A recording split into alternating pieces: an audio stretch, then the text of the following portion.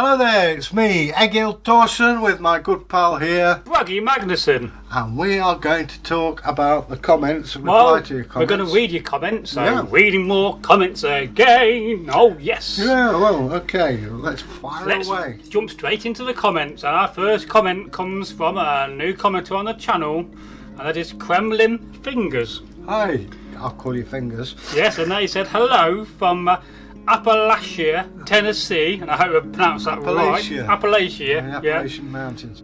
My Anglo Saxon / Norse blood runs deep.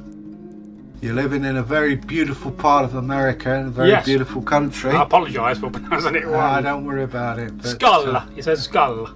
So, all the best. Welcome to us. Yes, welcome to the channel. I've got to reply to that. I'll do it later. And what's the next one? Now we have another comment on a new commenter on the channel, and this is from Wiki Burnt, who has said at the end. Wiki. Yeah, Wiki. And they said, "Hi, fellas." Hi, Wiki. Hello. How are you? Yeah. Welcome. Thank you for the lovely comment. Yeah. Now we'll move on to another comment. Don't forget, if you're not subscribed, to go and subscribe. Yeah. Now this comes from Treve Tales. Hi, Treve. Also known as Shamanar. Shamanar. From Australia, down under. Alright, mate. G'day. And they say, I love all your variety on this channel. It's not random, it all relates to history. Yeah. Everything from clothing and kit you wear, discussions about archaeology and historical events, and folk tales and myths and legends all give us a window into the lives of people who came before us. That's a cool comment. Thank you very much for that. We try to educate and amuse, and we always appreciate. I understand you're having hard times in Australia with the bushfires. Yes. Pal of mine, Rob, was looking after koalas last year. Oh yeah. Apparently the population has been devastated by this fire, but hang in there, mate. Hang in there. Oh yes, these from Queensland. Okay. And they've got a follow-up comment, and they say, thank you for all the hard work. I forgot to mention the combat weapons and martial art. That's all very exciting and was a part of everyday life in the past. Yeah, we try to accommodate as many people as we can, because some are into combat, some are into stories, some are into archaeology, some are into history. And we try to cover all of it. And also, if you send us comments, we can act on that, because the final analysis, we're doing it for you guys out there. Of course so. And we always want to please people, so, if you've got any ideas. Well, there's another comment from Treve Tales. Hi. And they say, my father found a Cornish tin miner in our family tree. I was quite thrilled to hear that, because possibly the earliest Greek source referring to Britain was a reference to the tin miners. Is it true that tin is the name Britain comes from, the early tin mining industry? I don't know. I know that it's mixed with copper to form bronze, and tin itself is like black seam in rock, and is exceptionally heavy. When it's smelted, looks like silver, but they call it cry of the tin. When you bend it, it creaks. Oh. Some of the earliest weapons and axes and various other bits are made from there, but I think bronze originates from somewhere like Switzerland. Well, we have a follow-up comment here from Tecto Sagas. Hi, Tecto. Who's very knowledgeable. And Tecto says the earliest references to these islands are from travellers like Pythias the Greek, who used the word Britannica, or similar meanings, island of Britanny. Britanny probably means painted ones, referring to a southern tribe in all probability. Through various permeations via Roman, French, etc., we end up with Britain. The modern Welsh word Prydain, which is interesting, but nothing to do with tin, I'm afraid. Well, there you go. Yeah. I mean, I know that there were legends in the Roman Empire that the British had tails.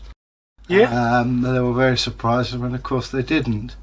But as regards tin, Tecto Sage is your man by the sounds of it. Indeed. Thanks, Tecto. Very knowledgeable. Yeah. Now, here we have another comment, and it's the first comment on this little comment thread from Adventures with Drain. Hi. And they said you could always set up a PayPal account and we could donate to Egil Doesn't Starve with a big smiley face. Well, thank you very much for that. This is in your territory. Yeah, so it's something I got to look into. You have to get some kind of a link. I think it's probably a New Year job, isn't it? Oh yeah. Well, it's something we can think about. And then at some point we need to think about restarting our Patreon site. We do have one, but I've not really used it in a year. There's just been too many things going on the channel, so that's the way that goes. Okay, and the next comment. We have a comment here again from Tecto Sagas. Hi, Tecto. And this is from Viking Flog 32. It talks about the Coppergate. Got a couple of questions for you. Ding. Yes, it's there. They can't quite see it, Egil. Right. It's off camera. There you go. As I sip some coffee.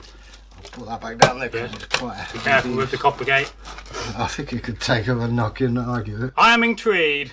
Where do you get the idea that the nasal and eyebrow decoration on the helmets equates to immensial? Is that it right? Irminsul. The Irminsul. Yeah. Right. Well, if we look at the eyebrows arch... Yeah, lift it up. Can you see that? Yeah. You have the nasal bars, the trunk of the tree, and the Irminsul curls down there. I admit it's a leap of faith. But then you have Jormungand the serpent, and on... Let's have a look. And that's coming down there. So... I don't think it's too much of a stretch of imagination. What do you think, Bragi? We can all imagine these things, and a part of archaeology is speculating on things. Because if you don't speculate and think about other options, you might not come up with a correct answer. You've also got early Christian stuff here. I mean, some of the letters are back to front. This, by the way, is the best copy of the Coppergate you'll ever find. Oh, yes. I've seen the original, which is in the Yorkshire Museum, and this...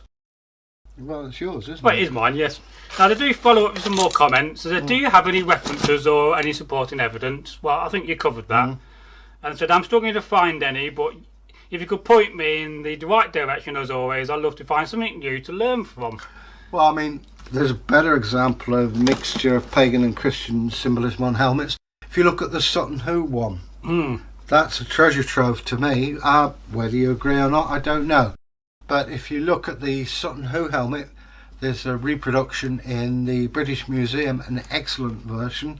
That was Guy Regia who made that. Oh, yes.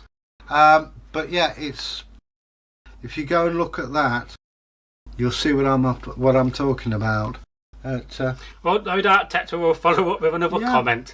Please, let us know. We'll move on. We have a comment here from Thomas Dale. Hi, Tom. Hello, Tom. How are you? The onion is planted. Yes, in the kitchen. I gave it some water earlier. One day we'll include it in a video again. Yep. Oh, yes. I was at that Motorhead concert too. I was up the back near a guy in a tracksuit who'd been dragged there by his girlfriend, who was desperately trying to be swallowed by his seat. I was up on the balcony at the assembly rooms. Yes. Right next to the PA speaker. Oh. All I could hear for the 24 hours afterwards was "Eee!" I can imagine. It was a fantastic concert. We miss you, Lemmy. Rest in peace to Lemmy. Yeah, he was a good guy. True rock legend. Yeah. Now, we have a comment here from Ancient Survival. Hi, Ancient. This is on Viking Flog 32. Great discussion. Enjoyed the talk about mining and the Coppergate home. I'm quite looking forward to what you have to say about the Vendel helmet. Are you going to include finds from Volsgard? Yes. Yeah, well, in a short answer, Bragi's answered it, yes. We have to do some research on it. But the Vendel period is a period that we are going to look into in great detail. Indeed, yes. It's a fascinating era of history. Yeah, but it is pre-British Viking. And a lot of people do think the Vendel helmets are Viking, but they're pre-Viking, and we must never forget that. Well, I think, we've seen a picture today of a big faux pas. Oh, yes. A Vendel helmet in Jorvik. Yes. Too early. No names, no pack drill. Now, we have a comment here from Thomas Dale, and they say, a look at Egil's medals may be curious. And we don't mean canteen medals. Let's just explain what a canteen medal is. I don't know, but It's when you eat your food and you get it down your top. Oh, right. Well, no, I've got... when I'm not being a Viking, I collect medals and militaria. My specialty being the First World War, but I've got medals that cover from Waterloo right up until just after the Second World War. Well, Northern Ireland. Yes. Very cool. I hope one day to be able to present them to you and be able to talk to you about them. Because it's not whether they've got the VC or whatever, it's what the person themselves have been through in their story that I find fascinating. Oh, indeed. Now, Thomas carries on and says, also, an Egil jamming session would be cool too. Get the guitar out. I've actually been trying to tune Bragi's guitar, and it's been 40 years since I've played. Really? And my fingertips are howling already. But give me a few practice sessions and we'll be back. Now we have a comment here from Eric the Red. Hi, Eric. Or Eric the Red, sorry. Hello, Eric.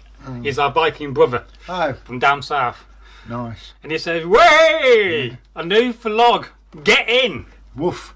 2 beers and a big muscle arm emoji. So, oh yes, we do hope today to film vlog Viking 33 if we have time. Well, yeah. And Thomas Dale says, who'd have thought we have gone this far? Who'd have thought it? Who'd have thought it? Yeah. And another comment from Thomas Dale, and they say, oh, a new vlog. Cool. That was out last Sunday, Egil. Yeah, woof. So, oh yes. Wah, Wah, wah.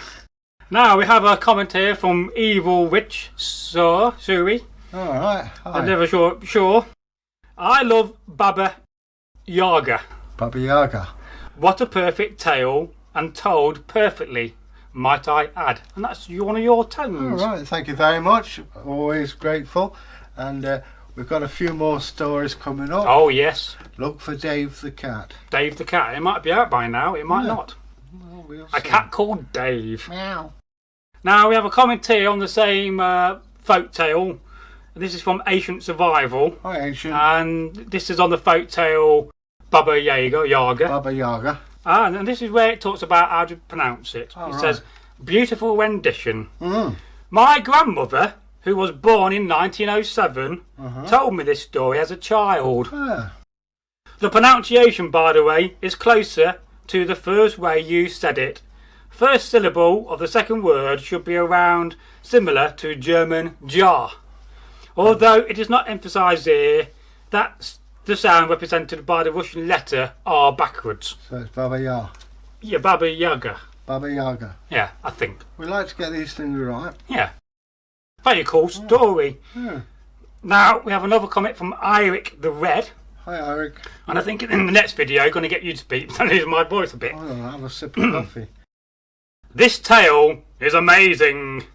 And Bragi. Bradley. Bradley. I'm not Bradley, am I? You sound like a civil servant. Oh, dear. Bradley. Come here, Bradley. What ho? Tea and muffins. Now, and Bragi casually sewing away. Nice, homely touch. All that's needed now is a roaring fire and a horn of ale. Oh, well, there you go. There you go, yeah, indeed. Now we have another comment here from Thomas Dale. Hi, Thomas again. A Russian fox says, ding, ding, ing, ing, ding, ding, ding, ding, ski.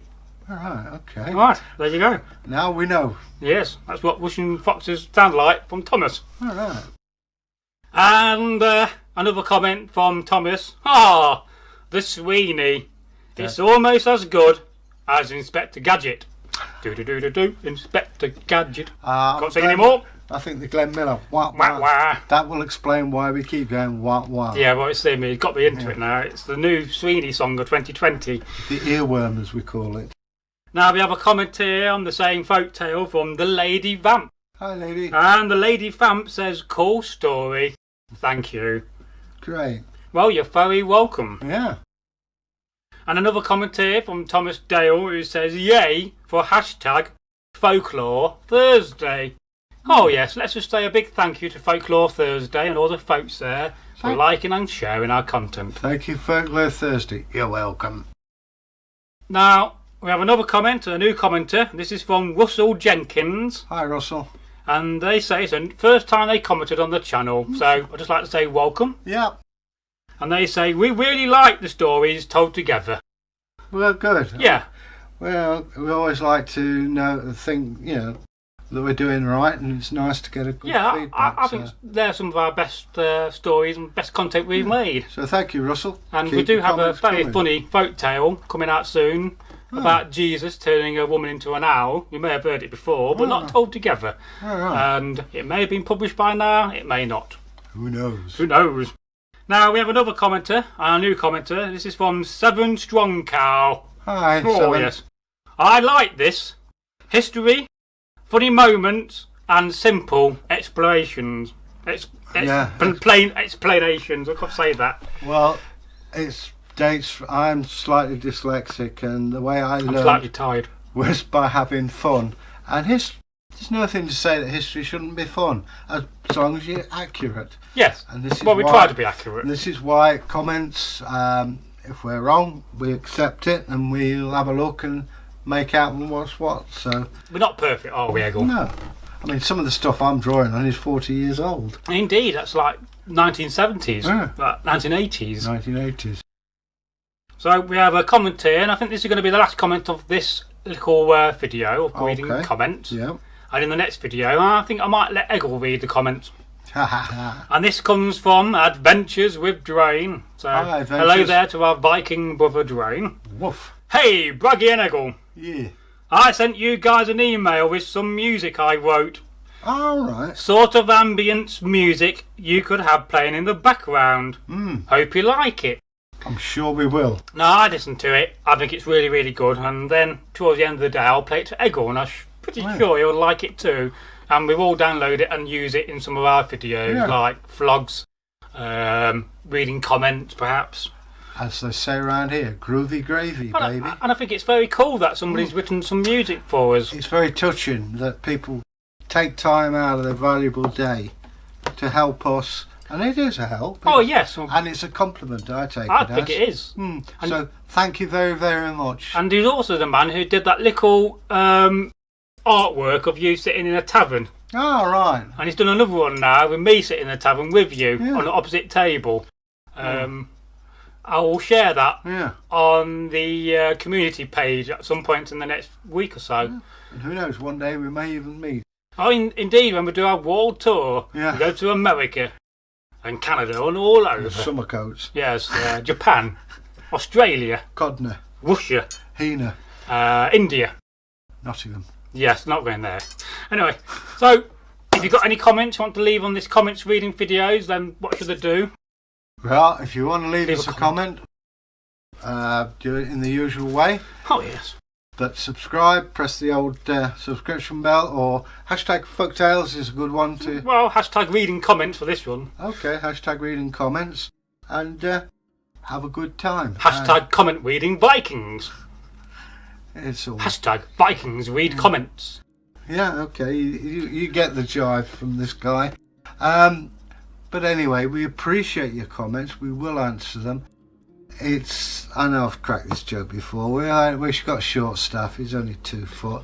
But the thing is, we will get back to you. It does take time. So please forgive us if it seems like we take forever. We do get back to you eventually. Oh, yes. And, till then, all I can say is stay groovy. Just before we end, let me just talk about how I've replied to comments. I did do a load of comments replying last night, and some went back to 6 months.